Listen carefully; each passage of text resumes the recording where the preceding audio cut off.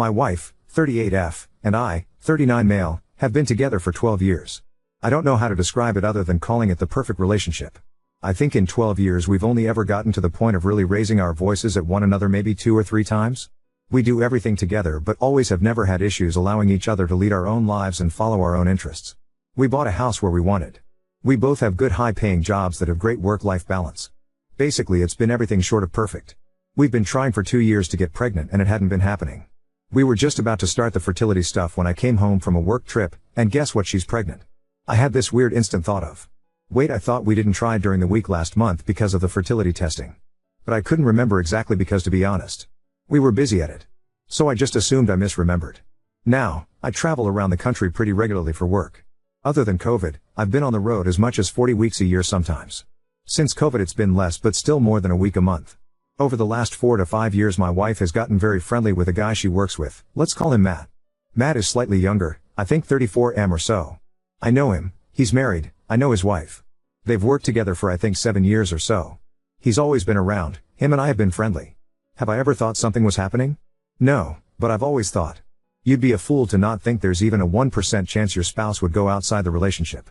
Maybe I'm naive, but I've always seen it as a safeguard to not take my wife or any other partner in the past for granted. She's never given me a reason to think she'd do that. But anything is possible. So about a month ago I'm out of state for work and she's at home. I ask her what she's doing earlier in the day and she says Matt is coming by for dinner. Not out of the ordinary, Matt comes by from time to time.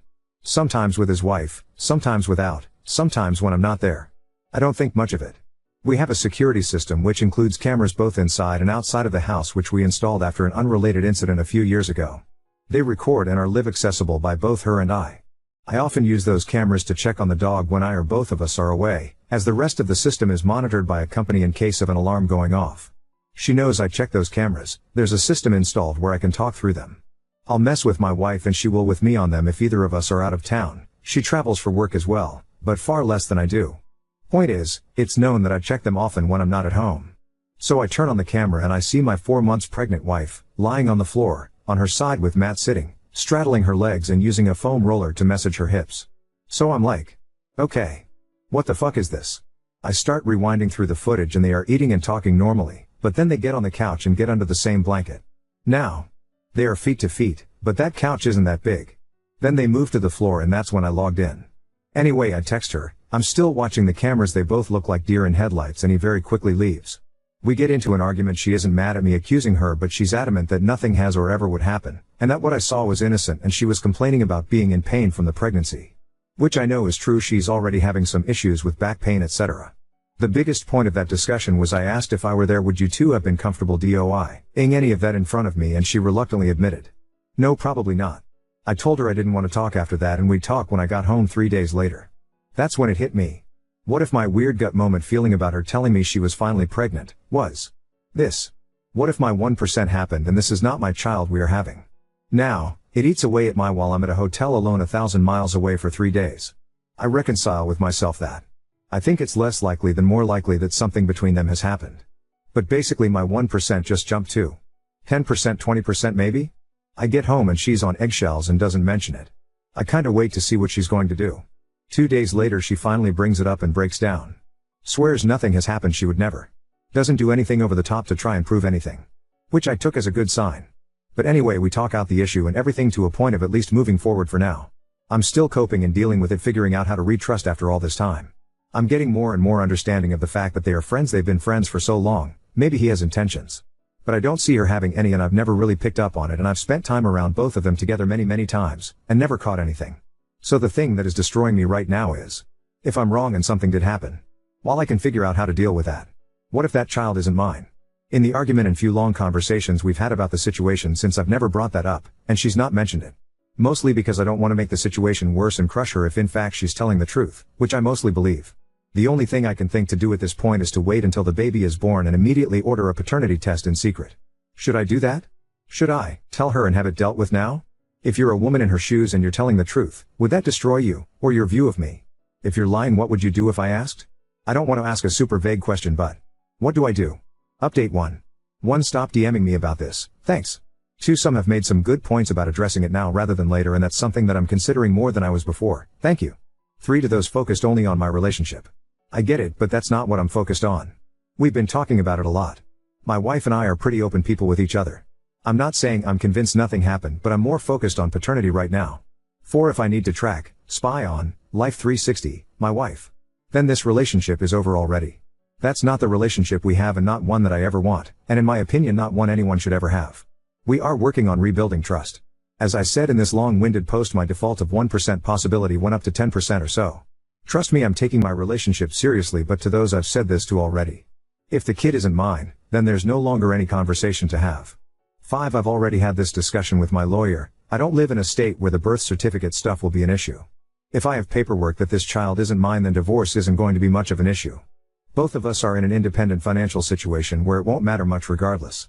Update 2. So she was out of state on a business trip until late last night.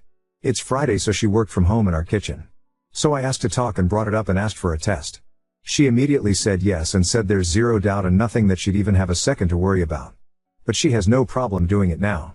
The only caveat I left it with is, if it's invasive at all per our doctors, then I'm okay waiting until it's low risk. I'm not a doctor, no clue what they'd have to do it now, so not sure when we are. But she's aware and we are getting one.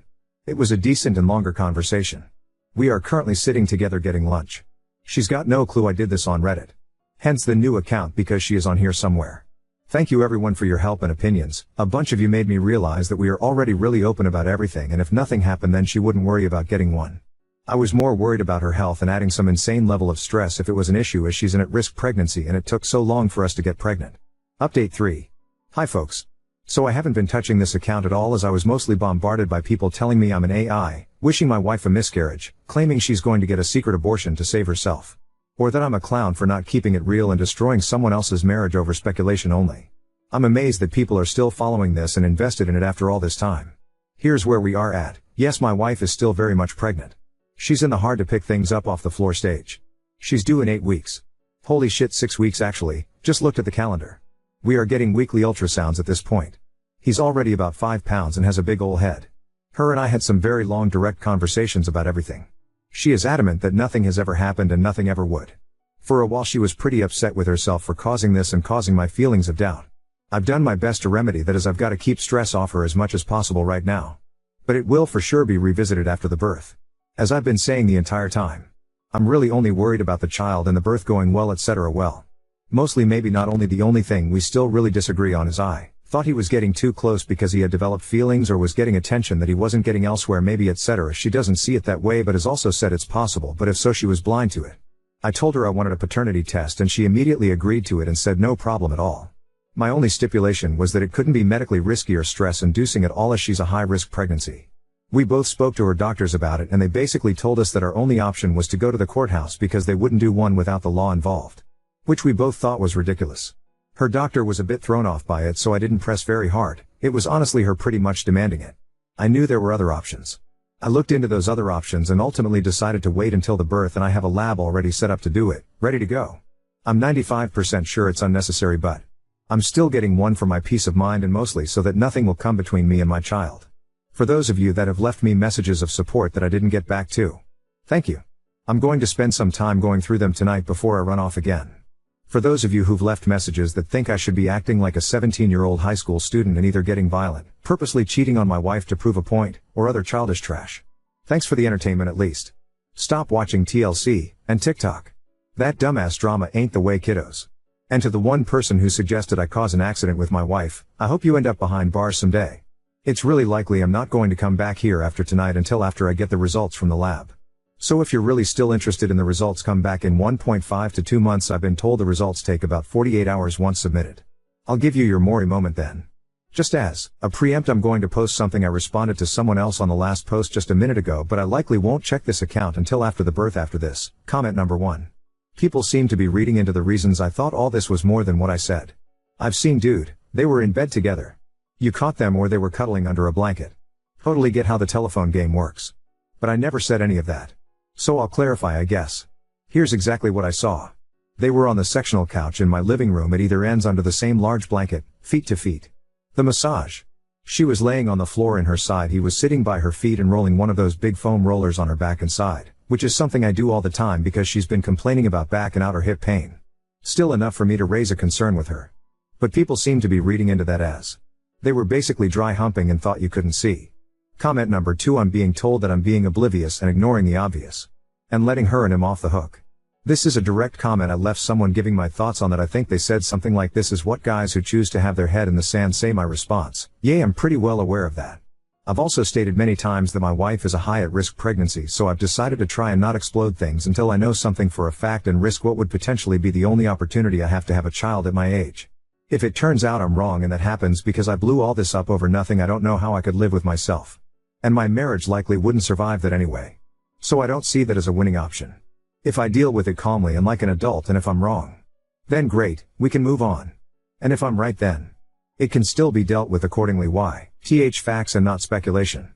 If the child is mine, and the birth goes well, then we have a healthy child and I can deal with the remainder of any damage she has or hasn't done without risking potentially the only child I'm going to have. Trust me. I'm not ignoring it, I'm choosing to support my wife to get through the pregnancy first. Then I'll deal with the rest of it. It's probably been the hardest thing I've ever done emotionally. But here we are. I know I'm a sarcastic sob in some of these comments, but honestly, thank you for everyone's concern, and I have gotten some good advice from people. Mostly this has been a bit cathartic to write all this down, as most of my friends are toxic dudes who are more interested in fighting about golf or some other pointless shit. Love em. But I don't really have anyone other than her to talk to about any of this. So honestly, thank you. Now on to second story. Father left my mother for his depressed mistress. My aunt mocked her to her face, I laughed, and now my dad's mad at me. 2 years ago my father left my mother to go with his mistress, whom I will call Anna, common name. My mother never had any idea about the infidelity. Anna knew that my father was married. She even went to the house with him to take his things. One day he simply told my mother that he is no longer in love with her and wants to be happy with Anna. I was there when everything happened. Anna was depressed. She has many scars on her legs and arms. I don't go to my father's house. It makes me uncomfortable to be around them for obvious reasons. Anna is overly nice and it's really uncomfortable. A few days ago it was my grandfather's birthday and the whole family was together, including Anna. I have an aunt who suffers from depression and other more heavy things like schizophrenia. She has tried to hurt herself many times. At one point in the night there were only my father, my aunt, Anna, another aunt and I in the living room. For some reason my aunt and Anna were talking about some serious things, and at one point Anna began to say that depression made her do many things trying to feel fulfilled, that she could only overcome depression when she met my father and he saved her, that meeting him was the key to overcome her depression, and now she's finally happy thanks to him. I know about that because Anna often tried to bond with me by telling me how much she suffered in her life and how my father saved her. She has always justified herself that she was depressed and was in a hard place in her life before my father saved her. It always makes me feel uncomfortable and I don't feel empathy for her no matter how sweet she is. Talking about how many times you try to kill yourself in front of my 8-year-old sister, it's not something normal. Anna has always tried to paint her relationship with my father as a fairy tale that began in a different way, but that she doesn't regret anything because her world is perfect now. At that moment my aunt said something like, I tried to save myself by going to a psychologist, not by jumping on the dick of a married man, and then she began to say that depression made her want to jump off a bridge but not ruin a family. I just laughed. It was funny. My aunt may have her mind elsewhere all day, but it was crazy to see her make such a sly comment. But when my father was taking me home, Anna was crying and he scolded me for laughing at what my aunt said, saying that no one knows everything that Anna suffered. I know, she always talks about that. I didn't apologize, but now I think, was I really wrong to laugh? From my point of view, my aunt was right. Update 1. Hello, some things happened over the weekend. My aunt came home, I live with my mother, and told my mom what happened. My mother hates my dad for obvious reasons, but still she's been really nice to him and tried to keep us out of all those problems they have. My mother is honestly a saint. My sister is an 8-year-old girl and she really hates Anna. Anna once tried to get along with my sister and told her about the time she wanted to commit suicide and how my dad saved her. After that my sister came home asking my mother if she had ever thought about committing suicide. That's not a question an 8-year-old girl should ask, and my sister even asked me questions about suicide after that. I don't really know what else exactly Anna said to her, but it definitely affected her as a little girl. It's not even something you should talk about with a girl of that age. My mother was furious, and since that day she forbids my father to have my younger sister near Anna as she considers her a dangerous and unstable person around children. Since that day things have been really tense between my father and my mother. My little sister doesn't want to visit our father, so she is fine with this. My aunt told my mother that Anna talked about it again, but this time in front of me. Apparently my father and Anna were totally forbidden to talk about these things in front of me too. I'm not a little kid, but apparently that was the arrangement my mother made with my father when she set boundaries for them. My aunt told her what happened that day, and I confessed to my mother that Anna and my father talk a lot about those suicide attempts in front of me, which is something I should have talked about before, but at that moment I didn't want problems and decided to just ignore them. I told my mom that for that reason I am not going to my father's house anymore, and my mother got very upset with him. The next day she went to talk to my father. I don't know what they talked about, she just came back saying that Anna can't get close to us anymore. She told me that she can't forbid me from being near my father and that's my decision, but Anna is extremely forbidden to set foot in the same place where I and my sister are. My paternal grandparents agreed and my aunts too. They knew about the situation with my younger sister. I haven't spoken to my father, but my cousin told me that my father argued with my grandfather. He often says that Anna is a good person and we don't understand the pain she suffered, so I guess he's upset with all of us now for our great lack of empathy, as he always says. I don't know, at least now I won't see them for a while. Update 2. Hi, I wasn't planning to make another update, but we've had a lot of problems with Anna, too many, and I think now even my father has realized that she's crazy. I have stopped going to see my father and my father's parents stopped allowing him to go with Anna to their house since I am there a lot and my mother does not allow her to come near me or my sister. Anna began to have the strange behavior of starting to send me texts. First she apologized to me but insisted that my father misses me and my sister. I replied to her that my mother does not allow us to talk to her and she said that she is my father's partner so we have to get used to her being around.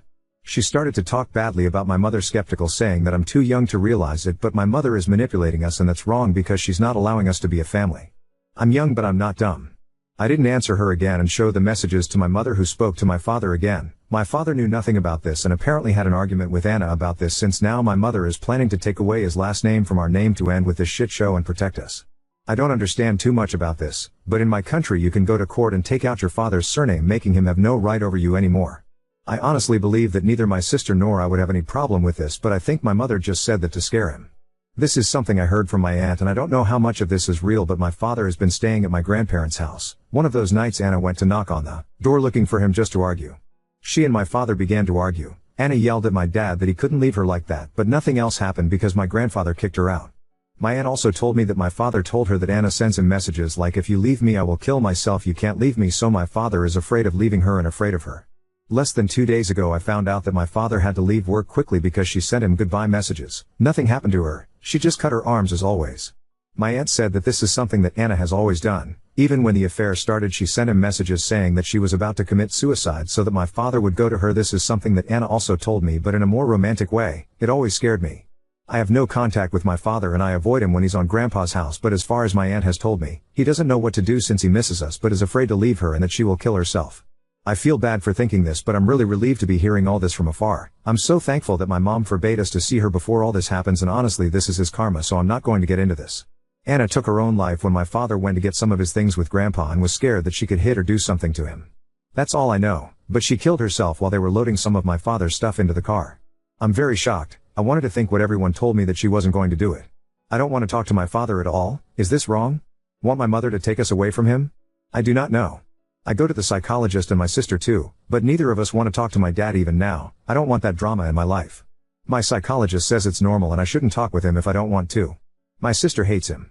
I don't feel bad for Anna either, and that makes me feel worse. The last thing I heard about her before this was that the police didn't do anything because they never do anything, and she refused to continue her psychological treatment because according to my aunt, they would tell her that she should be hospitalized, and that happened to my aunt in the past too. I didn't know that.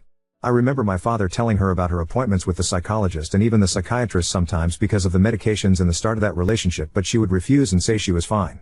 She wasn't young or naive, she was 34, almost my parents' age. I even think she had more control in the relationship than my father. She was a grown woman, and I can admit that this last days I was nervous about her BC of all the things she was doing.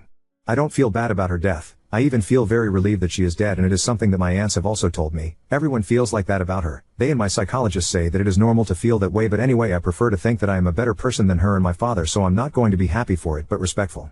It's sad to think that we're all relieved when someone died. She wasn't a good person at all. My father is not a good person either, and I know it. He is not an innocent. He did many bad things to my mother during the whole divorce process. He left us until it occurred to him to want to play family with that woman, and even so my mother had always encouraged us to talk to him. They both did a lot of things to my mother during the divorce process, but now I just want my mother to continue to forbid my father from seeing us until we want to see him. Anna scared me.